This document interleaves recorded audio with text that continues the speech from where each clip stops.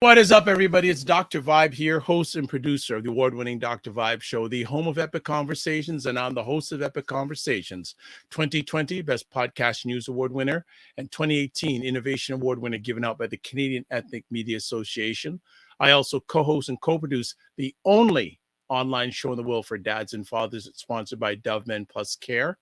And being part of that team in 2022 and 2021, reached out directly and indirectly to over 100,000 fathers around the world. So as always, I like to say, you're blessed, highly favored, a magnet for miracles, and a solution for someone's problem. And we are broadcasting live on Black Canada Talking, December 3rd. Yes, the first Sunday in December. How many shopping days left?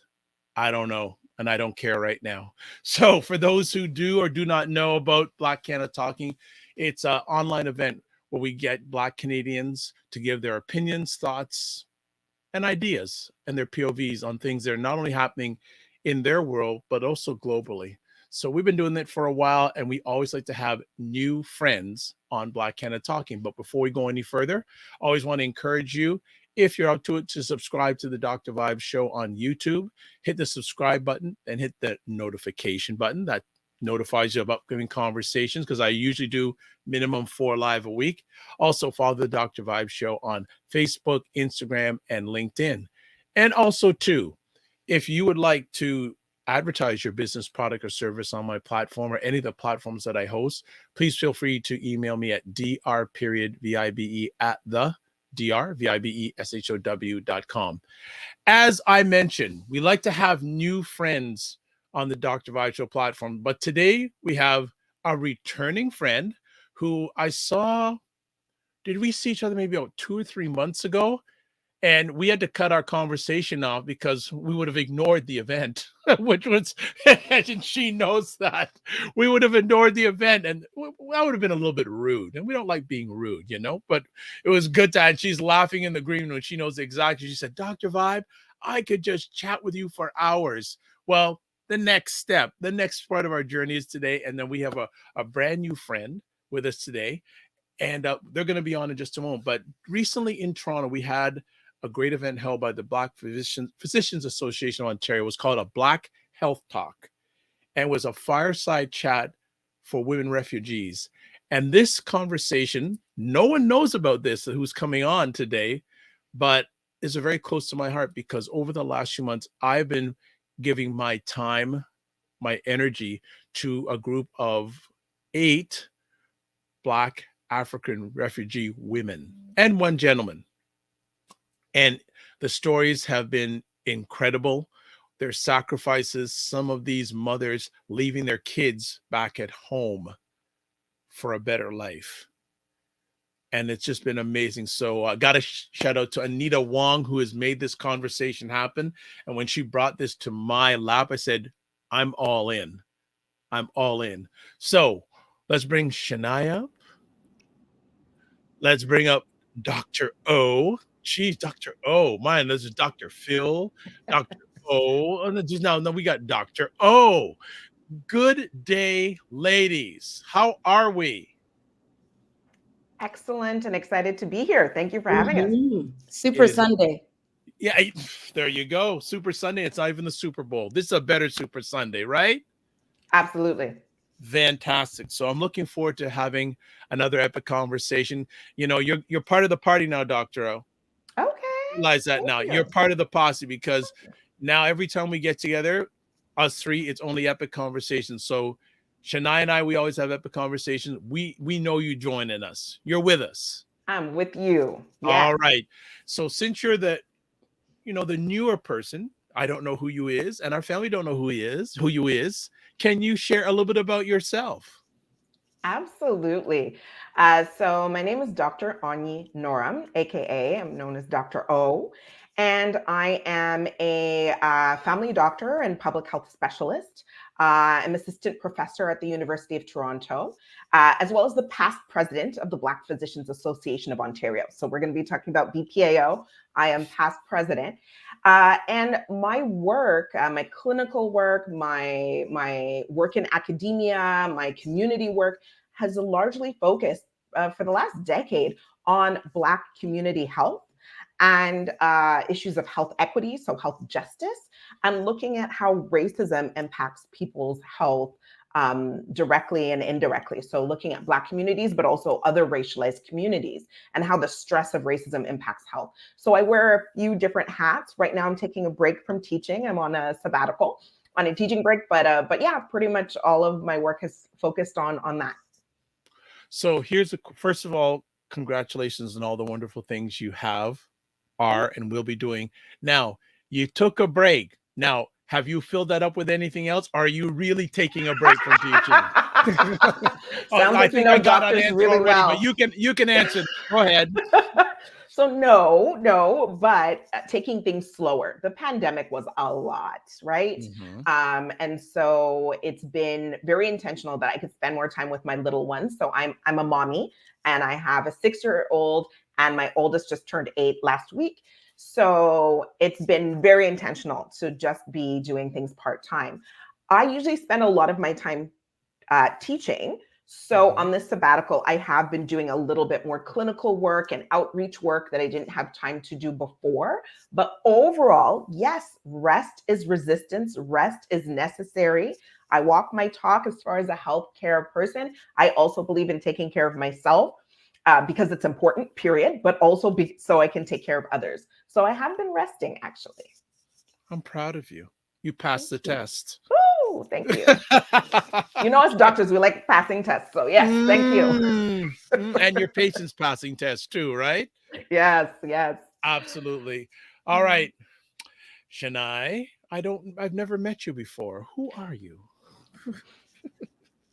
Well, I am a daughter of the soil. I am Chenai Kadungure. I am the ED of the BPAO, but I guess that's what I do. Who I am is, I'd like to say, a soldier for peace. I think we can see positive change in not just in our lifetime, but I would say in my timeline. And yeah, some days are a fight, some days are a play. I hope there's Mm, more play than fight. I don't know. There's so many conversation pieces. Okay, I'm gonna start. Do you both of you remember the first time you met? Oh, the doctor I doesn't had to think remember, about it. but you're not. No, I had to remember it because it felt like we had known each other for so long. So I had to think back. But it's when the recruiter brought Chennai on, and I was one of the first people to, aside from our selection committee, to meet with her and see if she was a fit for the Black, because I was still president at that time of the Black Physicians Association. But the reason why I had to take a moment is because the moment we met in that Zoom kind of context, because it was in the pandemic, like Sure. there was just connection. Do you know what I mean? So Mhm. it's like asking the first time you met a family member. Do you know what I mean? It's like that kind of vibe, like sis. But yes, technically that moment was yeah, at that point in the pandemic when I was when we were looking for an executive director, and I was like, yes, there is alignment. One of my favorite words. Can I Okay, go just ahead. say, Dr. O didn't do herself justice in her introduction. When I say Okay, this woman fill it in. has changed the face of Black health, which has meant equitable health, exactly what you said for everyone else. And she's one of the few people I know who does it, not asking anything in return. A lot of people don't know her, but should know her because she's fighting for them in the background all day, every day.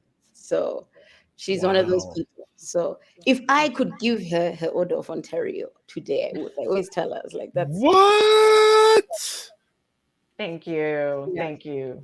That's amazing. Thank you for the sister love. Mm. The Mm. sister No, love. it's facts. You know me. I don't give fake compliments. So No, no, I know you don't. I know you don't. So, watching live, Orlando Lopez says 2 times in 1 weekend, Chennai. Oh, well, I don't know. Is that TMI or what? listen, I was just at the Jerk Festival gala last night, and so Okay. we had a conversation. But yeah, Okay. All right. it Just is. want to make sure Dr. O, behave yourself. Okay.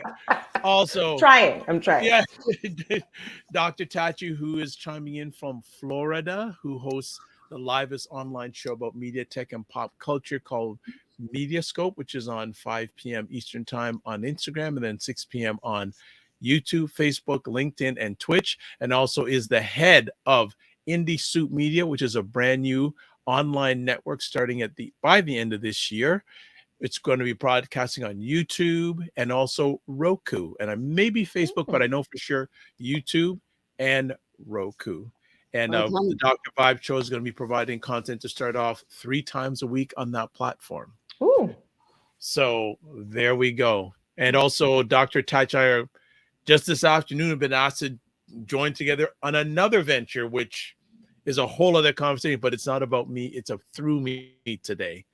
Ladies, combine and tell us a little bit about the BPAO. We got past and we got current.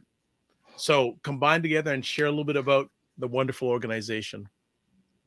Well, last time I was here, I think I shared too much about the organization, but I feel we need to hear it straight from the horse's mouth.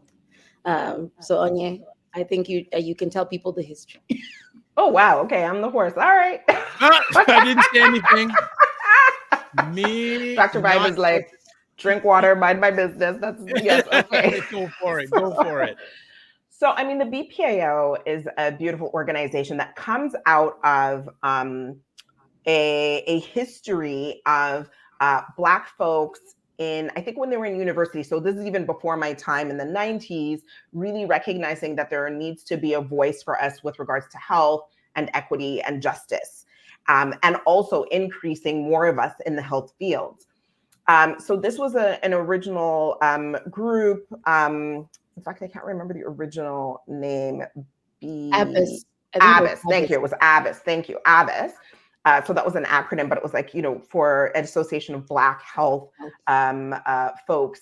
And over time, it separated into 2 groups that work very closely together. So it's not like drama separation. It just was a redefining. So out of that, you got the Black Health Alliance, which was created to help create the community health center called Taibu in Scarborough, and then now advocates for Black community health issues. And then the other branch that separated into was the Black Physicians Association of Ontario, which the mandate was really 2 main areas. One was to advocate for the community, but I guess the main push was to increase the number of Black physicians in the province. So a lot of mentorship, because a lot of us were not getting into medicine, at that time and even now because of all of the different barriers. What has happened over time, so that was the work of founders like Dr. Miriam Rossi, Dr. Dominic Sheldon, our first president, Dr. Cindy Maxwell, and then Dr. Placide. So Placide Rubabaza. So I was the 3rd president. But over time, it went from being an organization or a group of doctors meeting into an organization that was a not-for-profit and having, annual conferences and then doing a lot of outreach. And at the time of the pandemic, that's where we started to have a more public-facing role. That was at the time that I was president, because it was clear that there was supports needed in our community to address the inequities and the disproportionate infections in our community with regards to COVID-19. The fact that Black communities were the least likely to want the vaccine, and for us to play a role really as interpreters and ambassadors, and not people who are there to convince people to get the vaccine, honestly. It was to say, okay, this is how we're going to do it in community, so you know what the real deal is, and you make your own decision. And no matter what, we're here for you, we love you, we celebrate you, right? If you decide to get it or not. So that is where things kind of took a broader community-facing turn for us. But otherwise, we had been doing a lot of work mentoring and working with the University of Toronto and many other schools to increase the number of Black medical students, which we have. Shout out to Ike Okafor, who has led that work at U of T and across the country. And so that's basically been our evolution. And in that, Chenai came in at the beginning of the pandemic pretty early and took the reins and has helped us really move things forward. Our first ever executive director. Well done. Well done. Let me ask from both of yours lenses, what is the state of Black health post-pandemic? From a Black person's perspective and services perspective. Okay, I'm on sabbatical. It's Chenai who's in the eye of the storm. Okay, all right. Oh, Toss it on to her. okay, no. I jump in when I feel like, but largely it's Chenai Okay, who's at the meetings. What I will say is, because of the pandemic, a lot of screening wasn't happening at the rate that it used to, and we know screening in Black community was already low, right, in certain areas. So I would say we can't say it's better, and when we can't say we want it to be the way it was before the pandemic. But I will say there is a lot of work, whether it's through mobile clinics like the ones that Onye is supporting. I say no correction, Dr. Nnorom is supporting, as well as. What do I say? We've seen a lot of research come out, especially around cancer, right? Dr. Majola Omole has done amazing work around some of the breast cancer screening, and we've done a lot of Black health talks and things around that. What that shows me is we've had one of two problems. Either there's an access issue, and we've been addressing that by doing things like advocating for, the age to be decreased and things like that. But it's also looking at the need for, the racial concordance side of the work that we do, because there are a lot of patients who want to only be served by people like Dr. Nnorom, but there are so few Onyes. We need more. So I think there's always going to be more need than resources. So I would never say that the supply is where it needs to be. And also, if I look at the work that we're doing, the community health centers are doing, a lot of work, but it's obviously it takes a toll on them to be able to try and carry that burden. We are feeling that physician shortage, that even, I guess, impacts of things like, the recession itself, right? I think stress is on the up, which is leading to poor health outcomes for a lot of people. We had Dr. Nazik Ahmad. She talked a lot about how there's an increase of allostatic load in women. I don't know if I'm even saying it right. Allostatic? That's right. Yeah, so I think we are just a community that still is trying to grapple with a lot of burdens. We're very resilient as a Black community, but I think the health system still has a lot of work to do. We're trying to start some of those things up with the Black Health Plan that, Black Health Alliance has really been great at champion, and Dr. Nnorom was instrumental in getting those kinds of things going. But we have a long way to go. So if there's any event you're called to, any kind of awareness raising things that are happening, just show up. I think you have to go, because there is a lot of work to do. We also fund smaller research projects. And one of the ones I'm really proud of that's been doing well lately is called Choices. It's a hypertension research project, also looking at how things like nutrition could be used to improve hypertension outcomes, right, in Black community. But it's a drop in the ocean. So much more needs to be done. But Onye, I don't know what you'd like to add to that. No, I think, when it comes to the projects and initiatives that are going on, it's a beautiful thing. It's hard to know because we don't have the data to say what is the state of Black health before and after. And that's something that we've been advocating for, right? We need better race-based data that's done in a way that serves us, because race-based data has been collected on different groups in ways that actually cause harm, but we need it to be done with us in a way that serves us. But what I will say is, having done this work on racism and Black health, for the last 10 years, is prior to the pandemic, these issues were there and it was largely ignored by people who are in power in healthcare or in the province, that type of thing. The situation in the pandemic of Black folks being disproportionately impacted, issues of distrust, and I don't say mistrust, I say distrust, which is where there have been issues where so many times where we have been mistreated by healthcare and our society in general, that the lack of trust is actually, arguably well-founded, but there were, we played a role in at least creating some trust and some bridges.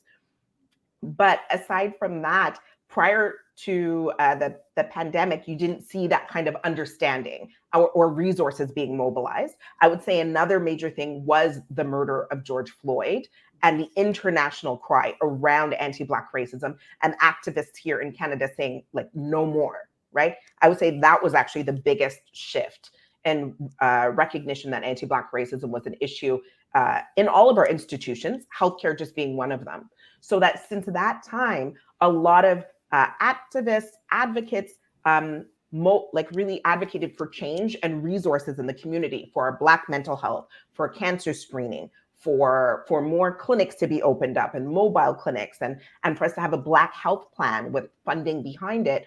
So I think what we'll be seeing in the community is, at least for the next few years to come, we'll be seeing more resources that are for us, by us.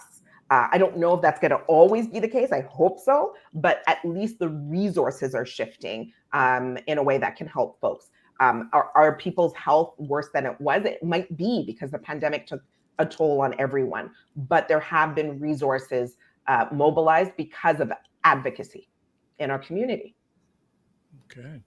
And representation matters, by the way. I think part of the power of the advocacy is there are more of us showing up in some of those places where the decisions are made. And so we still need more of that as well. Absolutely.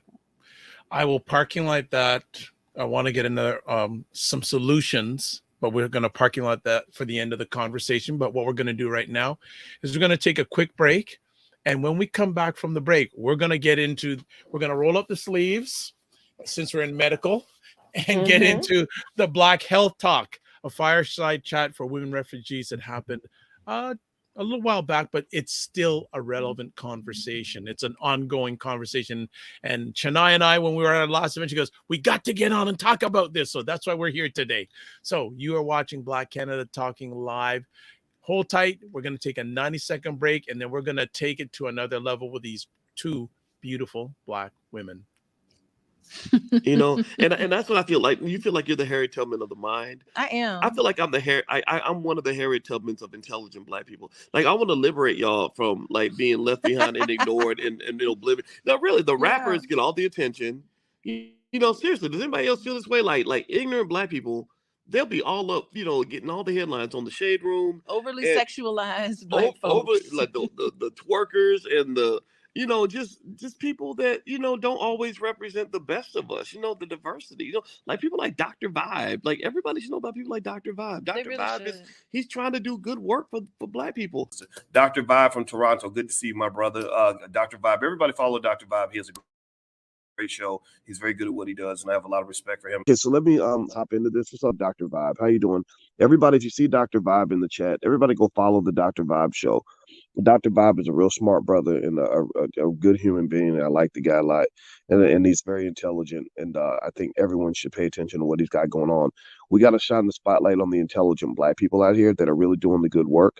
Don't just pay attention to the rappers and the celebrities. You know, a lot of these people are losers. Your true winners are your people in your community that are really having your back. You know, helping us to have stronger families and a stronger community. So Dr. Vibe is in that category. So you might see the Dr. Vibe show in this chat. If you see him, please go follow him. Okay. All right. So anyway. All right. Shout out to Dr. Boyce and Dr. Alicia Watkins. We are big supporters of them, and they're big supporters of Dr. Vibe, to the point now that I have a conversation I do live on Saturday evenings at right now 9 p.m., but it's going to be switching to 7 p.m. And they are now broadcasting it on their platform, and that one of their platforms, which has over 540,000 subscribers. Wow. So I am very blessed to have their support in regards to that. But let's get back to the real deal today. We're here with Dr. O and Chenai. They are the stars of the show at the moment. Now, let's talk about this event, the Black Health Talk, a fireside chat for women refugees. How did this come about? I just saw that. You weren't expecting that, were you? No, because I thought she was going to explain. Okay, so I'm like executive director. Okay, so I will explain. So there's two, I guess, layers to this. So there's Black Health Talks as a series, and then there's the specific one that we had for women refugees. Black Health Talks came about because as we were doing our work in community and the pandemic was wrapping up, there was a lot of requests for Black physicians to stay in touch, right? And there are only a few of us. We can't be in all of the clinics and all of the sites, and people want information on health. So Black Health Talks came out of that in a way to meet community need for us to be available to give talks, and for the physicians to actually be remunerated for their time, to be honest, so that we can meet all of the requests we go out, and BPAO supports us. So BPAO becomes almost like that central place that folks can go, and then we can go out and speak in community. Community doesn't have to worry about, paying a doctor to come in or anything like that to give a talk. So the specific one on refugee women is a kind of combination of things that ended up happening, because Black Health Talks, like I said, there's all different talks that are part of the Black Health Talks series. For me, I am the host of a podcast called Race, Health, and Happiness. So the podcast Race, Health, and Happiness, which you can find on any kind of podcast platform, started during the pandemic, and we wanted to really talk about how to thrive in a racialized world. One of our partners, one of our sponsors, was Black Creek Community Health Center, which is located in the Jane and Finch area, North York, Toronto, which is an urban community and a large Black community. We said, okay, they were our sponsor for 2023. We said, we're going to do a live event at some point. Fast forward through time, the timing that just aligned for us to do the live event, which was a Black Joy event in September. The African refugees that we now know of who are in Toronto that didn't get the supports that they needed initially, and the health supports, housing supports, the churches stepped up, but Black Creek Community Health Center, led by Cheryl Prescott, shout out to Cheryl, led so much of the healthcare planning for this community. So when we went to go do the Black Joy event, which was planned months before the refugees came, I saw the refugees that were there. And yes, of course, Black Joy is important all the time. And we had a mental health specialist. So that's Natasha Pennycook. You see her photo there. And she was at that event as well. But we said we need to come back and speak specifically to refugee health issues, because the Black Joy event was very broad about staying well in Canada. So we spoke to Cheryl, we spoke to Chenai, we spoke to Dr. Modupe Tunde Bias. She's the obstetrician gynecologist who's there. And we said, let's go back and do something specifically for these refugee and the refugee women, because those were who had come to the Black Joy event and asked to learn more. They said the Black Joy event was really helpful. So Chenai helped to coordinate this, and we got in touch with Dominion Church, Black Creek, and so we were able to put this together. So it was November 6th. It was, it happened on November 6th, but that's how it basically came about. It was a bit serendipitous, right? We were in the space for a different event, saw the need, and said, okay, let's come back. So we came back a few weeks later to really give them a talk that was specific to their needs. Excellent. From the initial idea to it becoming a reality, how much time elapsed? I think it was literally weeks. Because I think initially we had, so our vice president was also going to be one of the other panelists, but she was going to give birth. Wow. I think almost 2 weeks. She ended up giving birth the 2 weeks in. So it was just great that we had also had Dr. Bias decide to also literally scrub in for us on this event. But I think what had happened is we knew we needed to have it pretty soon, not just because of, people's schedules being busy, but we know the need was there. We had been doing sort of research in the background of how do we make a meaningful contribution with all these different things happening? And a lot of the refugees were obviously scattered, right, at that time. I think there were about 6 churches that had people. Now I think it's only maybe about 3 or 4 churches. It's there's so many moving parts. So we said we need a centralized location. And it was great that Black Creek had already been doing amazing clinical support for refugees, even specifically on that day. So I think it was just, very serendipitous, like she said, but it worked out perfectly because of that. Yes. And Cheryl provided the space, and it was just, it just came together very beautifully. Again, alignment. We talk about alignment because it was just a few weeks, and we were able to do that. And a lot of word of mouth, because again, like we say, there's no centralized system right now with everything going on with the refugee response kind of work. So we're just really glad that we ended up actually being able to have people come. I am very blessed to have a global audience, and there may be people around the world who are watching this live and replay have no idea about this situation. I don't use the word assumption. So could both of you just give us some background context of this whole situation? Because you are both on the front line. If most of us, if we're available to see it, we'll catch snippets on any sort of media platform. So can you give us some context about this situation, the who, what, where, and why?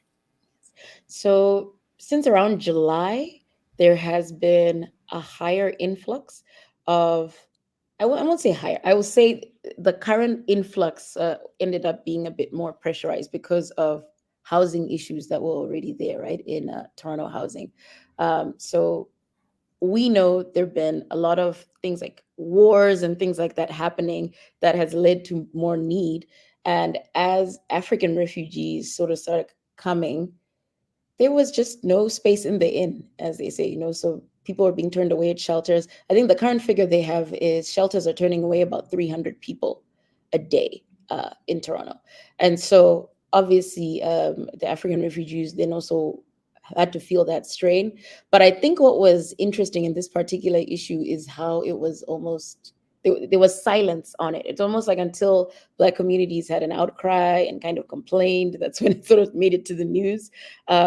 And I think people felt it more strongly because, it's not the first time we've had sort of refugees coming in, but it just seemed like nothing was available to the Africans. And so it was just like, so even when the churches had to come in, the churches looked and they're like, our brothers and sisters are sleeping on the street. That's just unacceptable. And they opened themselves up. But I think what's really been hard with what's happened at the churches is they stepped in, and what they thought was going to be temporarily stepping in, they ended up not being able to make use of their spaces for, months. Because right now I know there's some of the churches that still have refugees now. And now imagine this started early in July.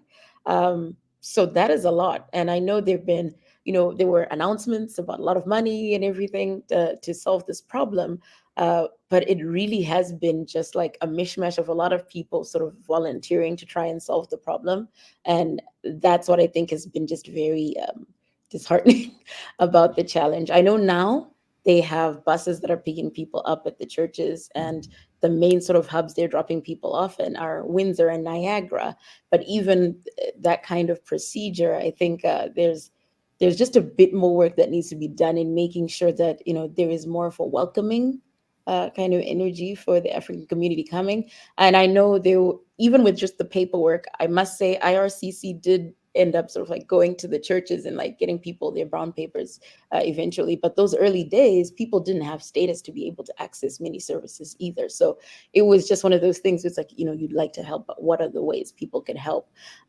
So a lot of people stepped in. I know there's a group now called BHAT, Black Housing Association of Toronto, I think is the acronym. Apologies if I've said it wrong, but that has several agencies working in a mixture of like settlement, healthcare, different things. And they, I think, have been trying to work at trying to solve this housing problem, because for the refugees going to Niagara and Windsor, it's still temporary housing. So you move from having community, friends, close-knit, you're in a church, right, to you're now in Niagara, you have to now rebuild community, you have to now figure out resources and try to find employment. And we're all in the middle of a recession. So it's a lot of pieces. I don't envy everyone who's having to work in this, but I do think the solution timeline has just hasn't been the greatest. If we imagine started in July and now it's getting very cold. I know, like, when we're talking about the coldest day of the year and things like that,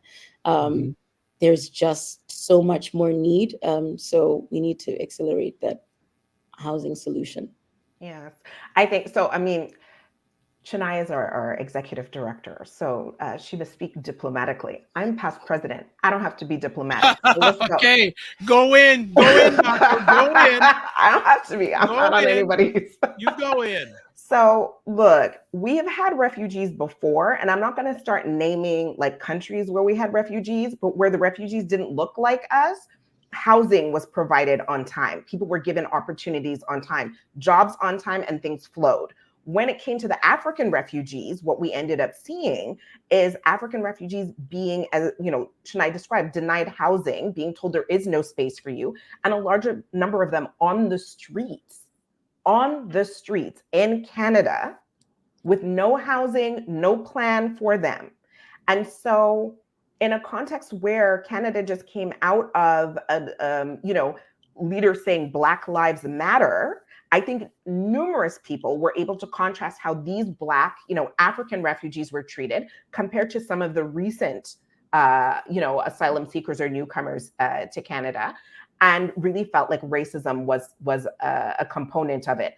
I don't know anybody's intention. I cannot say it was racism, but all I know is when the Black people came, the resources weren't there. Okay. So that was what happened. Was it racism or not? I don't want a letter in the mail tomorrow about anything. The point is that is what happened. Okay. And then, yes, churches stepped up, but the majority of these churches were Black-led churches. So Black people came in to help Black people. Not to say there weren't allies. There were many allies, right? But there was that piece. And then, yes, people having their documentation. Those things seemed to flow more for other groups than for us. And so Chenai was actually, so I have to give her flowers because I'm on sabbatical. I'm with my kids. I'm trying to rest. So people were all up in my DMs. I'm like, I need to rest. Chenai, easy now. was Keep your frontline. blood pressure down, Doctor. Right? Easy now. Right? Easy. You're on sabbatical. Trying, right? Relax. So I had to tell, but I did. I had to tell folks I cannot be jumping into it or being on the media. I'm going to have to stay sidelined. So Chenai was actually, and so many other organizations and physician groups. Again, shout out to Dr. Meb Rashid, who leads Refugee Health. Shout out to Black Creek for doing the work that they've done. Shout out to Angela Robertson. So there were so many that, I wasn't on the front line at all. It was them who were on the front line. I had to, focus on my children, but we were seeing what was playing out. And so Black folks, Black leaders really came in. And so there has been movement and agencies have been improving things, but we know that there was a Nigerian asylum seeker who died last month from sleeping outside in the cold, right? So that happened in the Peel region. So a lot still needs to be done to create housing. I know one of the refugee women was telling me there was a fire in the middle of the night in her shelter because they've got people packed on, you know what I mean? It's a fire hazard the way they have people packed in some of these shelters. So there is a lot that needs to be done. BPAO and a number of different organizations are trying their best. But I have to say, the treatment of African refugees stood out as far as a disparity compared to how other refugees were treated. That's true. And I think also... No, go ahead. Just to say, I think also there was a lot of almost like we don't have to do anything after money was announced. But, I think what we've really seen is people, you can always announce money, but it doesn't mean anything if the experiences of people is actually changing. Because from what I've seen, even most of the funds that were filtered, it was for existing work that was done. And, that ended up going to the same places that might not have felt the burden the most. And I remember there were, sort of some 50K checks that were given to some of the churches as thanks. But I'm I don't think people understand that if you're not having your income generating activities while you're supporting people, I think that 50,000 was really just a drop in the ocean for, the amount of work that had been done there, So I think even with that, just really recognizing people's efforts and also being embarrassed that people are having to step in for something this should have been something that, exactly as you're saying, there's a plan. If we were able to roll out plans for COVID, even if it wasn't perfect, it was people had to get together as a crisis. We need to do this. So it's not like there was a lack of an ability to do that. So for me, it was just very, like I say, I think this has gone on too long. I would say something that started in July, again, talking about that. Yeah. And for international listeners, I think the piece around where we're talking about Windsor and Niagara, again, I can talk race and I can just be blunt. There's not a lot of Black people there. Yes, there's Black people. Somebody from Niagara is going to message me or DM me tonight that there's Black people in Niagara. Okay, I'm sure there is, but not compared to Toronto, where we're 10% of the population, right? So when you're coming from an African country and then you're here and then there's resources that are culturally appropriate, and there's providers, and there's all the resources here, and then you're taken by bus, because even some of the women who had RSVP that were going to come to our session, it looks like the night before they were bussed out in the middle of the night without a lot of advance warning to these other communities that are really not very diverse communities. And so, of course, it's good for people to have housing. It's good for people to be actually bused, but there needs to be a plan in place so that there is an understanding of the anti-Black racism that they would face. There is a plan about the appropriate healthcare that they need to have that's at least culturally safe, right? So it's these things that I'm hoping, if they weren't in place before, are going to be in place going forward. But it's these issues that made us say, okay, for the women, we knew quite a few of the women were, either pregnant upon arrival or became pregnant while they were here, actually. And we wanted to make sure that they had the health information that they needed. So many folks in a precarious place, women feeling unsafe. I know some of the women were telling me in the middle of the night in the shelters, you hear people screaming from their trauma, people crying, right? And just feeling very unsafe. So letting people know what resources are available, letting people know about mental health, and letting people know about just general women's health issues that might not have been discussed back home or might not have been available, letting them know what was available to them here in Canada, we felt was key to be able to provide this now for them. Okay, good stuff. Let's catch up. We've got some conversation topics here. Let me just catch up. Chenai's going, Dr. O's on fire. Yes, she's on fire. There you go, Dr. Tati saying this is such an important topic. Thanks for sharing. Sarah Yango, great journalist from the Ottawa region, saying, hello, Ukraine. And says, see, I wasn't going to name places. But your words, not mine. Don't worry. Sarah says preferential treatment is paid by our tax dollars. Sarah also says it's racism. I think she means to say period, not period. But maybe she's saying period. No, she's saying period. Yes, period. Yes. And then yes. Sarah's also saying all our blood pressure should be up about this. Outrageous. Black refugees matter. Selective empathy, man. Selective compassion.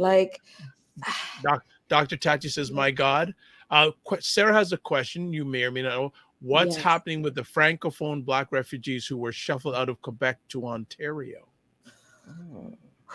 Well, I mean, I would say I can't speak to any of the official groups working around that, but I know when we did, Taibu and us had done some sort of community work around what the issues in care are for linguistic groups, I'd say, for Francophone. And there's also a community in Hearst in Northern Ontario that I can't even start with the horror stories there. But when you're waiting to speak to a specialist, as an example, you already wait a long time if you're English speaking. So if you're not, you wait even longer. And so those issues, even right to the onboarding, I mean, Onye can even speak to this. The day of the event, we had one lady who only understood French, and it's we were lucky. Oh, there's another sort of staff member in the clinic who is bilingual. So I think there's not enough there. There's a point where I was at revival time, and there was a sign that said something like clinic is here today and things like that. And it was only in English. And I realized something that small has such an impact, because someone who needs to see the doctor that day and does not understand English, that's it. You get to miss your clinic day. And so I think there's whatever is there is still not where it needs to be. I know community health centers like Taibu have a lot of sort of bilingual service providers, but Taibu has a mandate that's French now. Yeah. So that's what I'm saying. I think it's not common. So anywhere else you're going, I mean, even if you're trying to get onto the bus to go somewhere, I just don't think we're at a place where that support could be where it needs to be. The conversation topic is the well-being of refugee women. What is, as we are broadcasting on December 3rd from both your lenses, what is the state of the well-being of these refugee women? Ooh. So, I mean, there's layers to this, because there's also, the refugee men, like I said, one just passed away, right? Sleeping outside in the cold, a Nigerian man. So I think Black for Black refugee health,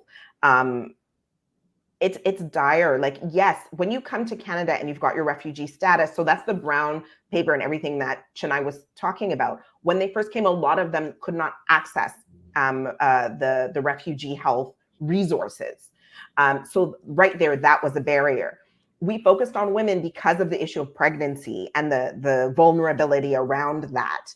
And then there were plans, I think, to have one for the men. I don't know if that one, when that one is taking place, but both, all these issues are important. But for women, I think it really was really understanding, particularly when it came to maternal health, understanding what was available to them. So we wanted to let them know. We wanted to let them know about mental health, right? And again, we even had some young men in the audience for the women's session. And mental health came up there. So I think, again, for because I don't want to say this as it only affects one gender, right? So for the men, I think mental health is so huge. For any refugee, mental health is an issue, right? For all of us here in Canada, mental health is in crisis. So then you're coming from a country where you've been mistreated or there's been so much trauma, and then you come here and then you have that sense of abandonment. And then you read in the paper that it might be due to your race on top of all of those things, right? So as soon as you reach, there's racism and there's this mistreatment, and there's I think for some people that issue around hope, right? You travel this whole way with a sense of hope, only to arrive, and the dreams look like the door is still shut. So that's going to take a toll on somebody's mental health as well.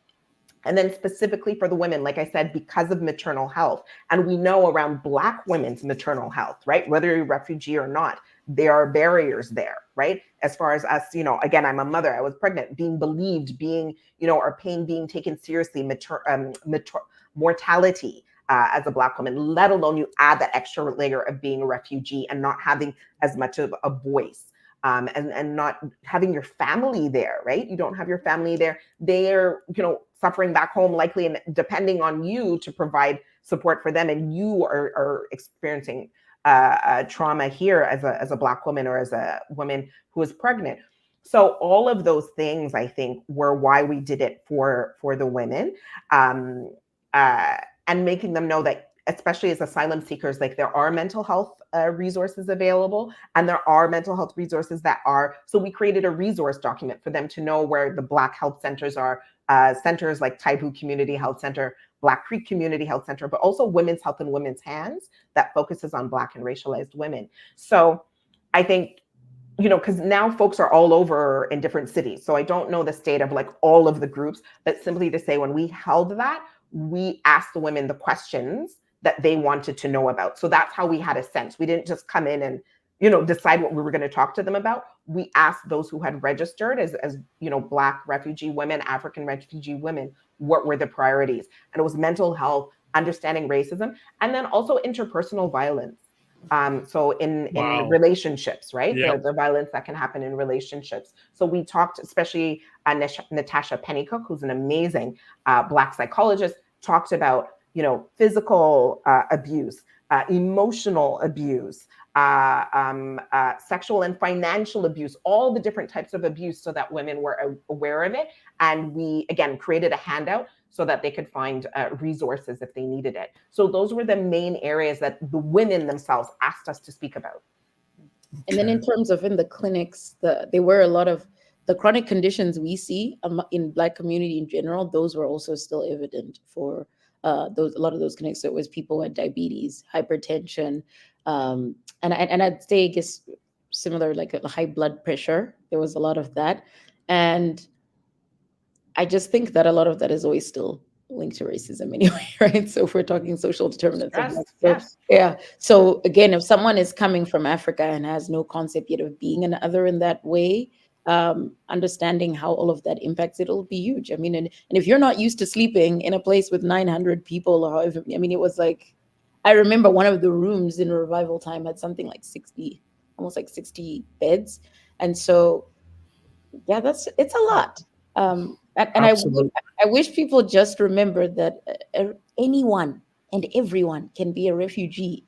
There's nothing special about needing help. Like, I don't know why it's like it ends up being such a stigmatized kind of status, because to me, I'm like, if a tornado happens today and I have to go somewhere, I am a refugee in that time. Like, so there's this. Absolutely. Yeah. Good stuff. Also shouting out here, Fitness IQ Cam, otherwise known as KSF EYL RWFQ, says evening. I'd like to see if you both remember a moment. Do you, each of you, remember the first time you encountered a Black African woman refugee? Do you remember it all? In my life? Well, more in the last few months. Oh. Or any sort of experiences that you'd like to share personally from your lens, encountering, engaging these women. Any memory or anything you'd like to share with our audience, or special things that say, you know what, I can't forget that, because I have many encountering them that, like, it gets me emotional just sharing about it, because the stories have just impacted me for my life. Have you had any of those moments, either one of you, that you'd be comfortable in sharing? Well, I just know that there's one refugee that I support, and how I met her was actually that I have, my colleague Fikayo, who runs Project Impacting Lives. He's always sort of supporting the homeless in Toronto. I just reached out to him and I said, this African refugee thing is just, it's got me angry. Do you know anyone who's in need that I can help? And then he actually said that, oh, I've got a contact from a hospital where there's a lady who's basically her feet are swollen from walking all day from shelter to shelter, just being turned away. And she needs a place to stay. And that was that. So just even thinking about that, to say, like, your legs are swelling from Lord knows how many kilometers of just being turned away. And especially because that same day, I remember reading someone saying, oh, I have friends in the shelter system, and the shelters that are saying they don't have space, like, they're able to go. So it's like they don't have space for Black people. So, it was just, I just remember hearing that, and then also hearing this lady's story. And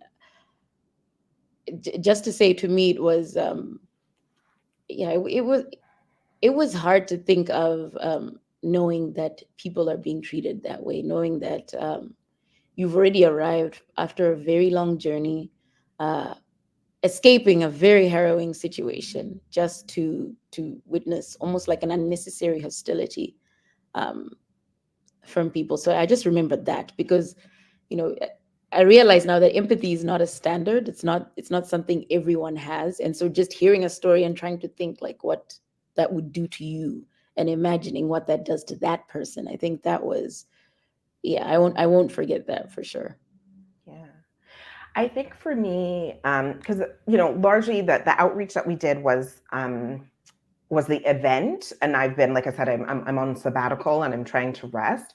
But I remember when I was in training. So when you say the first time working with a Black refugee, I was a trainee, and so I already had my MD, but you have to work under the supervision of another doctor. And I had this woman, and she was lovely, and her 3 kids. And I'm not going to get into details because you don't want to breach doctor-patient confidentiality. But that was the first time, because I already had my MD, where I was able to, make calls for her to get the housing that she needed. And, when her son was, facing challenges, get on the phone with the doctor and say, this is Dr. Nnorom. What is happening? He needs this, he needs that. Again, without getting into the details, there was trauma that one of the children experienced.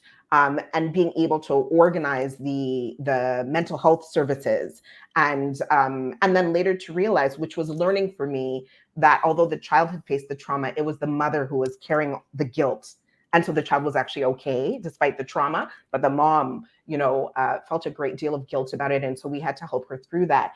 And so I got to understand the role for me as a Black physician, that what the MD, the doctor, when I would call and say to the landlord, this needs to be cleaned up, it would be done, right? And realizing the blessing and the responsibility, and what that was for somebody like her in our community. And I think I remember, I'm getting like, when I had to say bye, when I finished my training, right? And say, like, I have to move on, which I did, because I was going on to do my master's, but she was just crying and thanking me. Whoops, I'm getting like, It's okay. but it's those moments, right? where we know that we can make a difference. And so that was the beginning of my journey of understanding what this role means and how I can leverage that to support folks in our community. But yeah, she was lovely, and her family was lovely, and they did well. What has upset each one of you the most about this situation? If there's one thing or a few things, go ahead. For me, it's just that it's an unnecessary situation. I think there's so much more happening in this world that we can call complex. There is honestly nothing complex about just being humane with people. Because again, like I say, there are avenues where you say, here is a vehicle of kindness, and people are just not willing to even show that.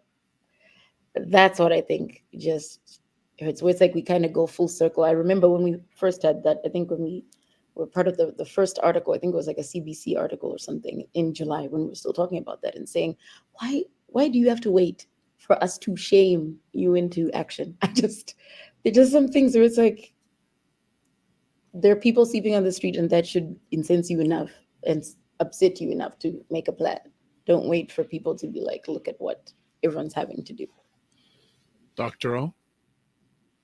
No, I think it would be the same for me. It's just like, why did this happen compared to other refugees? And there should have been a plan in place. And even until now, like I said, we saw a recent death. Like, there just aren't enough, resources mobilized.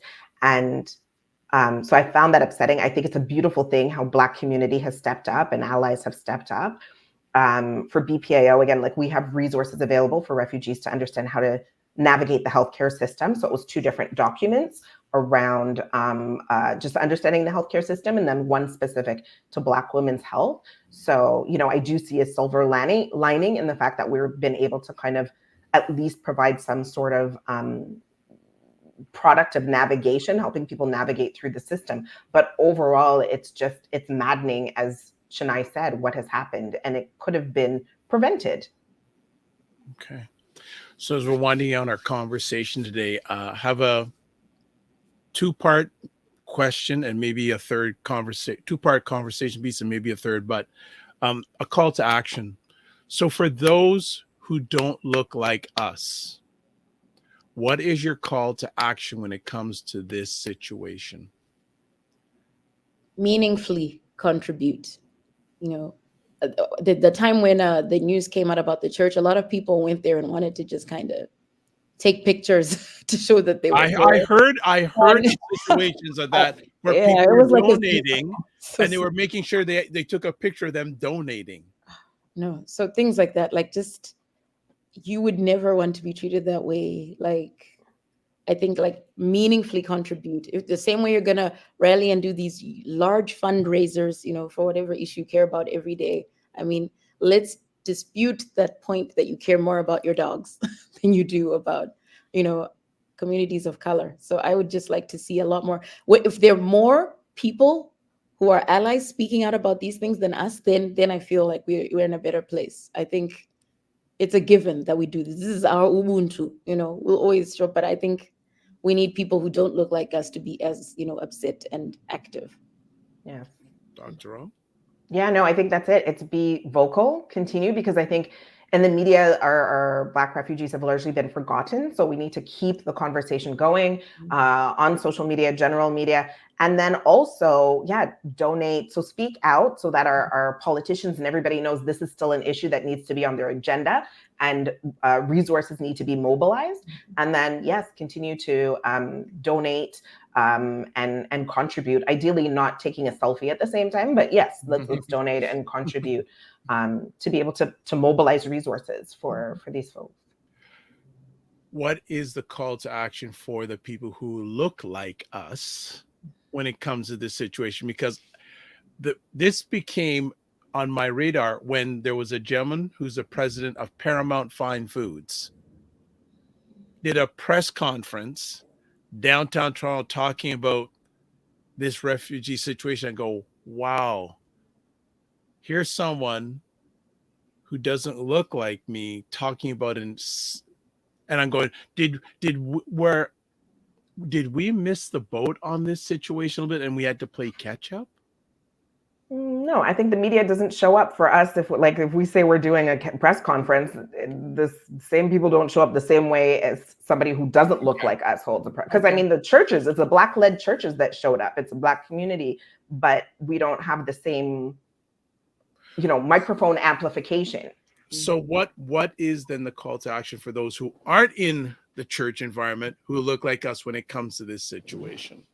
I would say, well, first I also need to do a shout out to Ingrid Wilson for running the Canadian Association of Black Insurance Professionals. They did so many donation drives. Even now, she's doing another one for coats and things like that.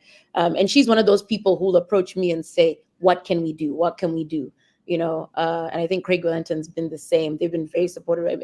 We got them to do some porta potties and things at the churches. That's the kind of thing. So if you are in spaces where you can do more, then do more. Don't just kind of do the organizational sanctioned help and things like that. So I think it was actually, Orlando who taught me a phrase yesterday. He said, he was talking about meat. It's money. What is it? Oh gosh, Orlando, if you're still watching, please come. It's money, something like effort, attention, and time. And so if you are giving that full suite to the situation, then you're doing enough. But I think that we have an apathy problem right now across the board, and that's more worrisome. So if you want to sort of like still reignite the human part of yourself, show up, volunteer at the food bank. If you don't have the money, you can do all the other things. You can do the EAT, but just being there, like look for, if you do not have 1, 2, 3 refugee friends that you're talking to and checking in with, like find them. Get them now and see, like, how can I support you? If they need things like work experience or whatever, create opportunities. Like, I think there are a lot of really meaningful ways to help just an individual, because we know in our groups, if you help one, you help like 9. So yeah. Yeah. Dr. O? No, I think Chenai said it all. That is exactly it. If you can help amplify. If you can, do it through your pocket, or your organization or institution can do that, great. But if you can donate your time, that's fantastic too. Like whatever you can do, I think it's a matter of like, don't forget, our community. Don't forget these African refugees. Keep them top of mind, especially as the holidays are coming. It's going to be so hard for people. Let's some unite. of them Let's haven't support. even seen snow yet. Wait till that comes down. Oh gosh, seasonal affective disorder is definitely already around. I would say that. Yeah, the darkness. Daylight is not as long. They're feeling it. There's so much things, right? And missing their families. So I feel like this is a time of giving, right? We just had Giving Tuesday. Like this is the time where I'm hoping people can reach deep into whatever they have to give. Time, money. Yeah. Their time. Yeah. That's what I'm saying. Even if it's time, your time, or come with your families, or whatever you can do. Whatever you can do. I think is much needed and will be so much appreciated. When I work with the women, like anything, it's just like, wow, you know what I mean? It is appreciated. It's a beautiful thing. Last conversation piece. We're coming to the end of 2023. Where would you like to see this situation in a year's time? Can we not see the situation? I think that's the answer. There you go. Mm-hmm. Okay, I think that was short and sweet to the point. Yeah, let's see it resolved, and let's see it not happen to anybody else. Let this never happen again to anyone. All right, fantastic. Well, ladies, I want to say thank you so much for taking time out of your positive, productive schedules to share through me with the Black Canada Talking family. Continue all the hard work that you're doing. It's not hard work, it's hard work. And I'm definitely going to be reaching out to see if there's anything I can do to help. Sarah Yango goes, mic drop to both of you. If that's coming from Sarah, you're doing some real good stuff. As always, I want to say to you, to your families, to the organization, and to all the many people that you serve, remember to give yourselves grace and don't just manage your time, manage your energy, and we'll please keep in touch. Well, dude, thank you for your time, which is the most precious thing that you have. And Dr. O, see how long you can take a break for. Bye. Have a great day. Take care. All right. Okay, family. There's the organization, Black Physicians Association of Ontario. There's their contact information, website, X, formerly known as Twitter, LinkedIn and Facebook, Black Physicians Association of Ontario, and Instagram at the BPAO. All right, that is it. And we got a few last comments here. Yes. And Sarah Yango says, thank you for the work that you do. Absolutely fantastic. All right, family, that's it for today. You can watch replays of the Black Canada Talking at the Dr. Vibe Show on YouTube, Facebook, and LinkedIn, and also the Dr. Vibe Show, the DRVIBESHOW.com. Also, please subscribe if you're up to the Dr. Vibe Show on YouTube. Hit the subscribe and the notification button. Share the information about the Dr. Vibe Show and Black Canada Talking, all these things that we do here, and also follow the Dr. Vibe Show on Facebook, LinkedIn, and Instagram. And also, if you are interested, you can surely advertise your business, product, or service to the many people that watch this platform. All right. So contact me, dr.vibe at the drvibeshow.com. So as we shut it down, we always say this at the end: live your life as a dream. If you can dream it, you can make it. Sometimes you have to get small to get stronger. Block assumptions, then aim bigger, aim better, aim higher, aim wider. Love, faith, and respect. Don't just manage your time, manage your energy, and always remember to give yourselves grace. And a big shout out to Anita. And thank you, Anita Wong, for making this happen. God bless. Peace, well, keep the faith, and walk good.